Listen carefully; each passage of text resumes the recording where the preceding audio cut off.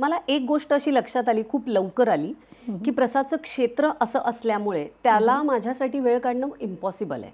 म्हणजे फ्रिक्वेंटली, कारण मुळात त्याला त्याचं प्रूफ करायचं होतं, त्याला त्याचं उभं राहायचं होतं, त्याच्यासाठी त्याला तो वेळ द्यायला लागणार होता. त्यातनं तो कधीतरी आम्हाला वेळ देतच होता. पण हे जर मी लावून घेत बसले असते, हे मी ह्याचं वाईट वाटून घेत बसले असते ना, तर ना धड मी छान म्हणजे घरही सांभाळू शकले नसते किंवा मी करिअरही करू शकले नसते.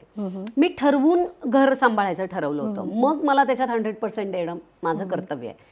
आणि ते मला माझ्या हेल्थसाठी, माझ्या मेंटल हेल्थसाठी, माझ्या फिजिकल हेल्थसाठी खूप गरजेचं वाटतं.